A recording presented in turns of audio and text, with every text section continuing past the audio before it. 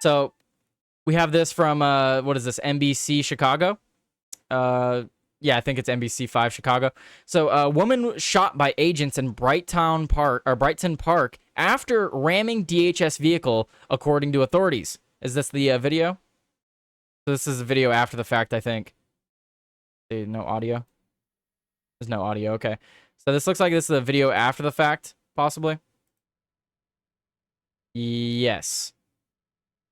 Okay, so protest against immigration and customs enforcement actively took place in Chicago's Brighton Park neighborhood on Saturday, near where authorities said an armed woman was shot by agents after she rammed one of their vehicles.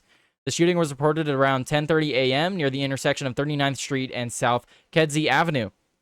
DHS Assistant Secretary of Public Affairs Tricia McLaughlin said that agents were conducting routine patrols on Saturday morning when they were rammed by 10 cars and boxed in.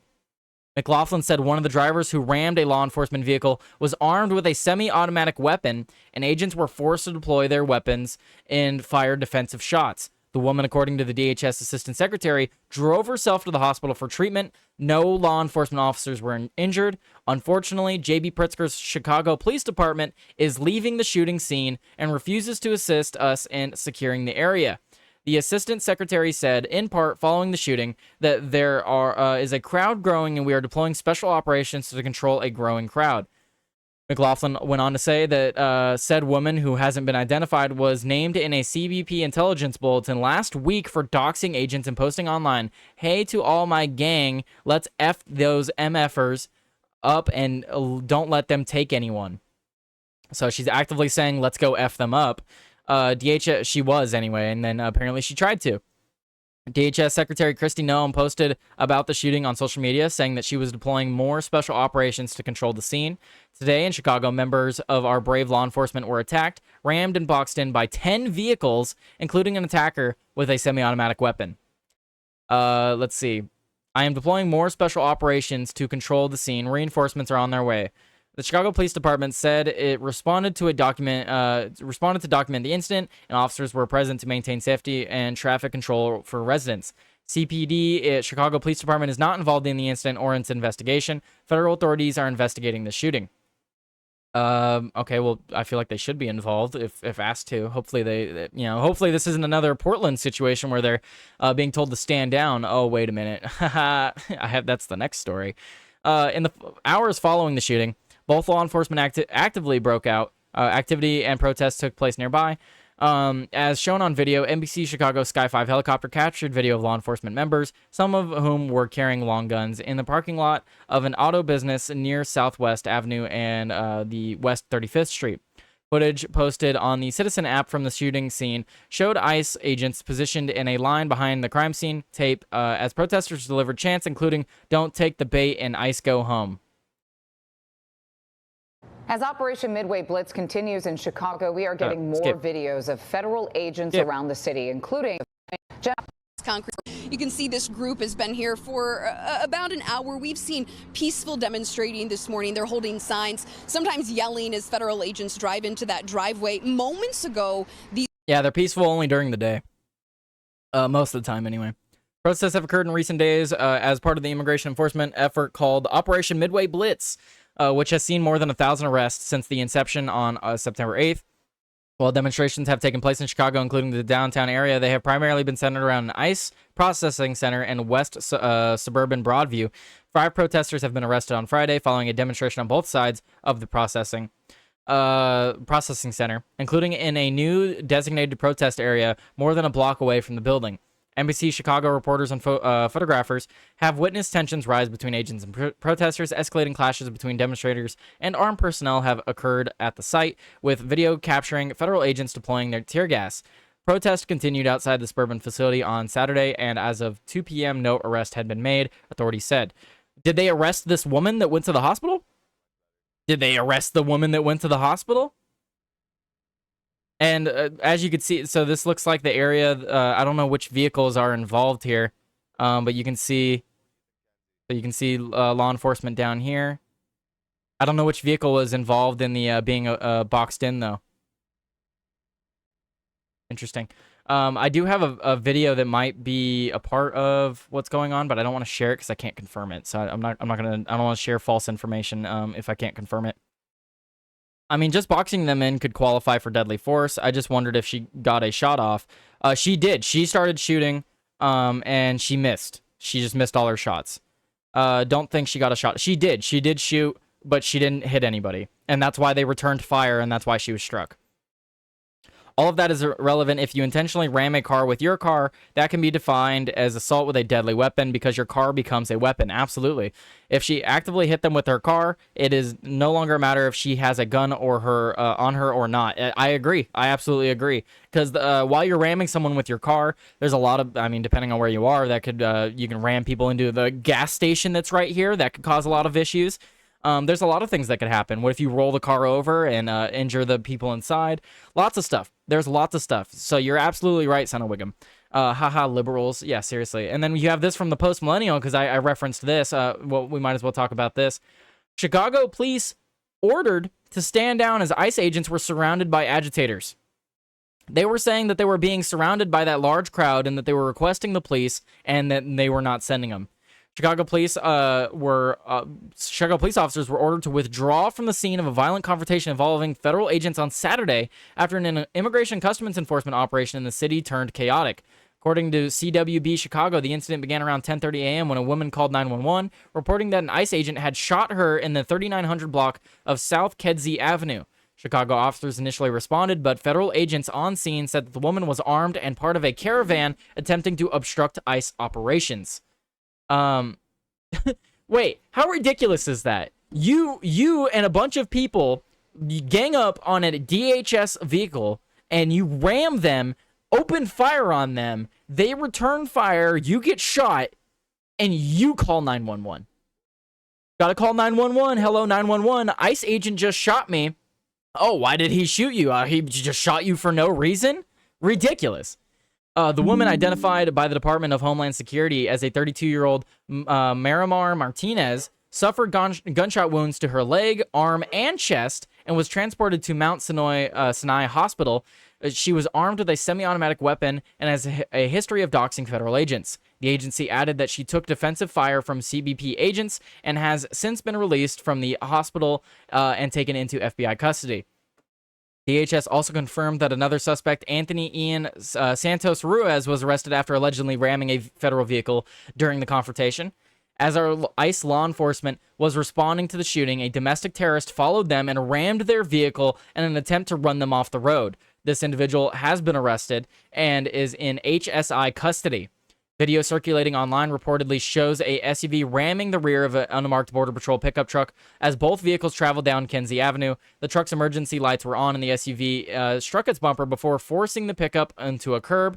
An agent exited the truck and appeared to draw a firearm while a second federal vehicle arrived and rammed the SUV from behind. It is unclear whether the footage is directly connected to the shooting incident or a separate encounter that occurred around the same time. Radio transmission from Chicago Police Department appeared to indicate that the CPD Chief of Patrol John Hain ordered officers to leave the area following the confrontation.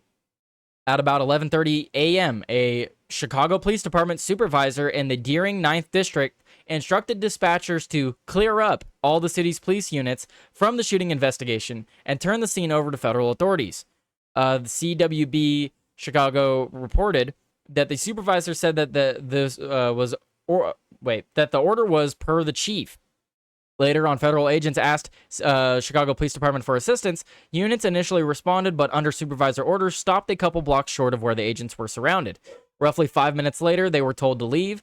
Just to confirm, a dispatcher asked, they were saying that they were being surrounded by that large crowd and that they were requesting the police and were not sending. Again, those are the orders we're being given.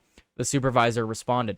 That's absolutely ridiculous. So these people are getting rammed, shot at, and surrounded by agitators, and then the local police, some of them are requested to show up. They're on their way, and then they get told, nope, never mind, don't show up, don't do it. That's just absolutely ridiculous. At what point do you call this a civil war, guys? At what point, when all these cities are in active rebellion against the federal government, do you sit there and say, this is an insurrection? This is an act of rebellion against the federal government? This is crazy. Bro, the cop was just losing his ish. Like, wait, what?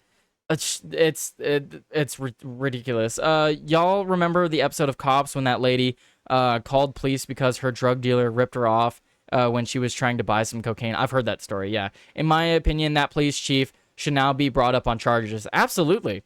Absolutely. Like, I understand turning over the investigation to federal authorities, but if federal authorities request your assistance in something, you're supposed to comply. Like, they're supposed to comply with federal authorities. The federal authorities take precedent, sure, but you shouldn't outright deny them help. That's not how this works. What else are you guys saying?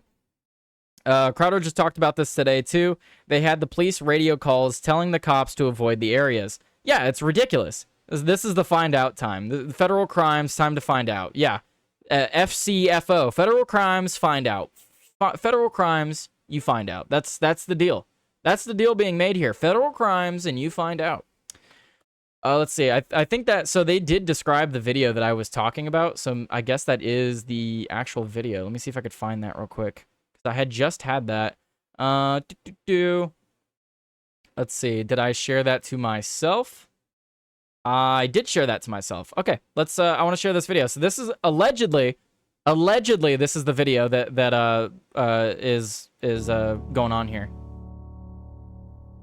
This is how it started. I don't know what's up with the music. Let me mute this.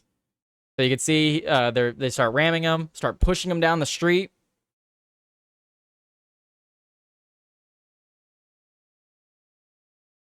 Question: where did they get these all black SUVs? Where did they get these all black SUVs? Like, what is that one? Is that federal authorities or what is that? I can't even tell which vehicle's which.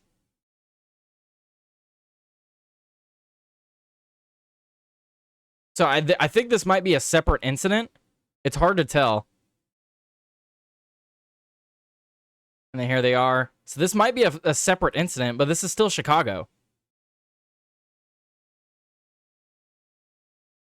It's crazy. Absolutely crazy. This is what Donald Trump means by this is a war zone.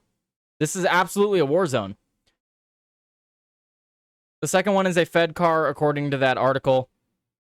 Yeah, but it said that they got surrounded by 10 vehicles, so I don't know if that's the right article or not. But again, another incident. This video is likely from a separate call where a black Tahoe ran agents off the road yesterday in the same area. So yeah, so two incidents in the same day. So two incidents in the same day, because there's a community note here saying that this video was from a separate call where a black Tahoe ran agents off the road yesterday in the same area. So what this clearly sounds like a planned attack. It sounds like one went as planned. They had 10 cars surround an agent and opened fire on them. And then this other one seems like, I don't know, I guess they didn't have backup on this one, but they again attacked another federal agent car. Two incidents in the same day. That's why it's confusing. There's two incidents in the same day. Active rebellion, active insurrection, and then they'll sit there and say, "Oh, well, we don't need the National Guard to come in because everything's peaceful, man. Everything's peaceful. You don't need to send the National Guard when everything's peaceful." How is this peaceful when they're getting ran off the road? And again, the car that was ramming the back of that the back of the truck, where are they getting these massive SUVs that are all blacked out? Who's giving them these vehicles? Because I don't think the average person, you know, no matter how radical you are, especially these lefties, they don't have money like that. And even if they do, they're not gonna jeopardize whatever cushy job they have to go and ram a DHS officer. So who's providing these vehicles to these people? Who's providing the resources? Who's providing the intel of where to find these agents? Like there seems to be a larger network here. Where's the money coming from? Exactly. Where's the money coming from?